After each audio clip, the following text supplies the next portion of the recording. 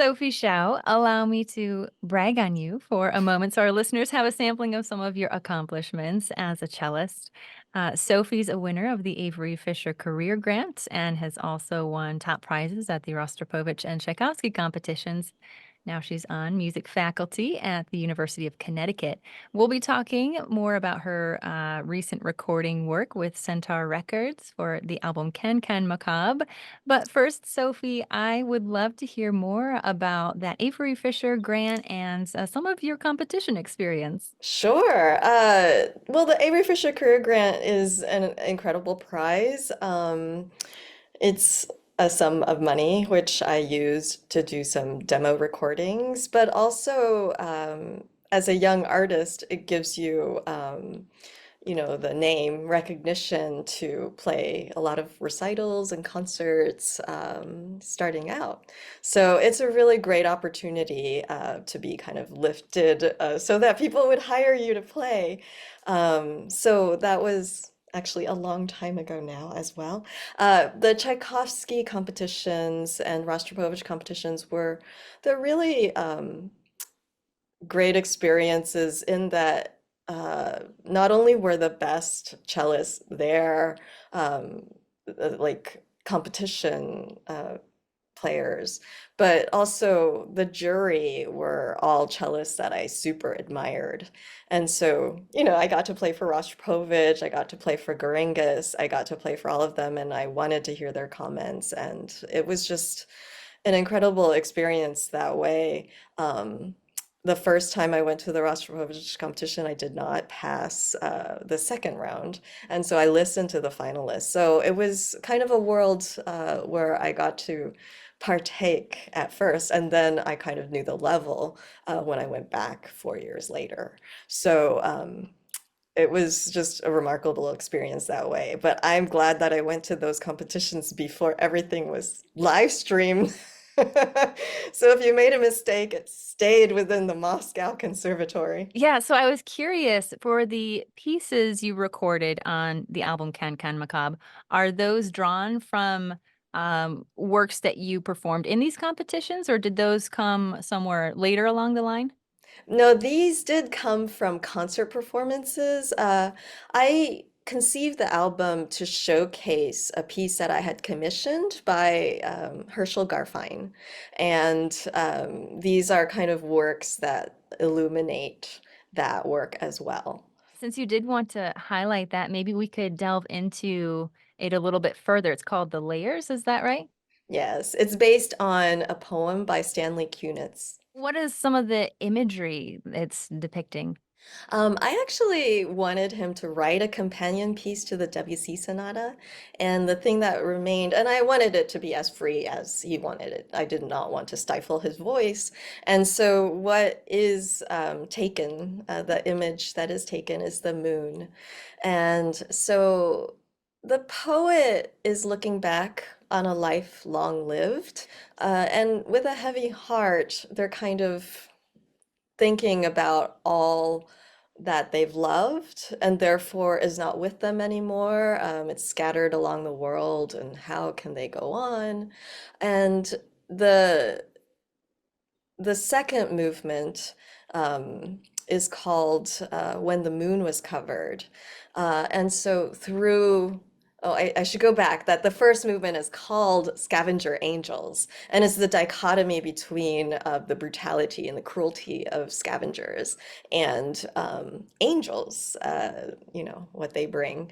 And the second movement is When the Moon Was Covered, is called When the Moon Was Covered, and it's from the poem. Um, and uh, the poet hears an utterance from a nimbus clouded voice, and it kind of tells him what to pay attention to. It's a beautiful movement with songful tunes and a beautiful melody, and it goes on with beautiful colored chords. And then the last movement is called When Every Stone on the Road. Yeah, it's a klezmer tune. It's celebratory. Of course, it has tinges of sadness in its tonality of klezmer. And so he's able to take all of his adventures, his heart, his emotions, and kind of celebrate every single stone on the road. And the central premise of the poem is to live in the layers, not on the litter. And yeah, it's a wonderful, deep philosophical work that I think showcases the cello really well. I'd like to hear more about the piece that comes after that too. I have not been particularly familiar with places or rediscovered places, right? Is the Mhm, English translation. Tell me more about that. What's the mhm. story? I think it's got a Proustian hint to the title. Um, it's it's totally different, but also similar in that it's meta. Like I think he's looking back into the internal memory of these places. Like the first movement is called The Waters, and it's this beautiful depiction of, just flowing water. The cello takes that motive over and it starts to swirl, and then eventually, agitates and then dissipates. Um, the second movement is called The Mountain, and there's clearly there's one tune in two voices, the piano and the cello, and they're clearly climbing up a craggy mountain, but at different times, which is shown in different meters. And so you can hear this incredible, like, rhythmic contrapuntal thing going on. Um, and it almost, I mean, it sounds completely jazzy. And then it ends with a planting of a flag. The third movement is called The Fields, and it's just extremely calm, very sparsely written, and long, long singing lines. And towards the end, it gets so high. It makes you think like the animals' breaths are like just dissipating into the air. And then the last movement is a romp, like it's just every pleasure in excess you can get in a town. It's called The Town, and it's also called CanCan Macabre, which is where the title of the album comes from. Um, but yeah, I think it's all kind of a person in that place and what that, depicts. I was listening to that final movement a little bit, and there's some interesting techniques happening there. It sounds like a bit of craziness on the cello. What's going on? Some of those harmonics in the middle trio section kind of it's almost impossible to find any of them. He's using so many extended techniques, like slides everywhere, like he's off the fingerboard, where normal people don't play on the cello. And so yeah, I think it's totally closely aligned with what you do when you have crazy parties and you're kind of extending the limits of fun. Mhm.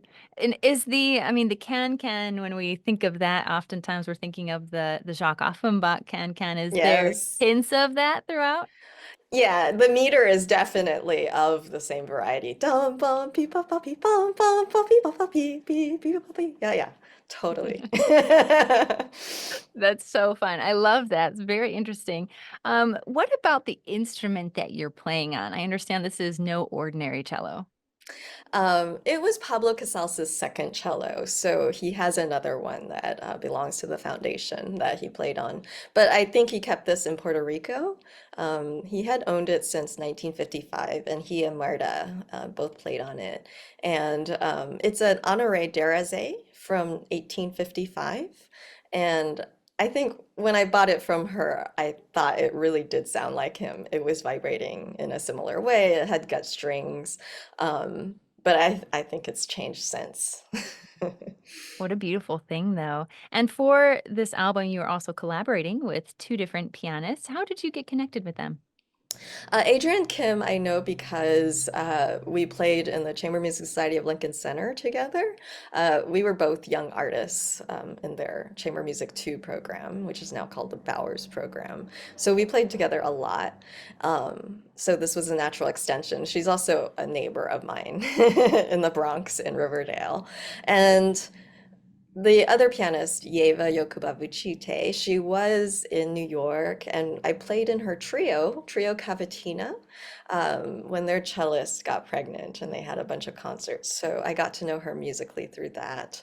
And now she's professor at Duke University. So it was, we would rehearse together at different locations, and then we were able to get together for the recording. And we still perform recitals together sometimes. Yeah. Is there anything else you'd like us to know before we go forth and listen to the work? Final thoughts on the CanCan. Um, well, the Couperin and the WC are there because it says in Isserlis's notes on Thomas Ades's L'Île Retrouvée album that Thomas Ades was influenced by Couperin, French Baroque. And I think it's just like really exquisite how the same values that they have for each movement, like each movement shows one different value. And it's very concise and precise, and every note has its place. And I wanted everyone to get a sense of that before moving on, kind of the preciousness of each note. And I just love how the cello is similar to the human voice in that it's a huge range, in the same range of the human voice, but it also isn't the human voice. So it has all these like undertones and overtones of like a voice far away, or it can be pictorial and all kinds of things. So I hope that you all enjoy just the range of the instrument and the lineage in this album. Absolutely. Sophie, I'm so glad for this opportunity to highlight you and your new album. Thank you for your comments and your insights on classical conversations today. Thank you, Mary Claire. It's great to meet you and speak with you.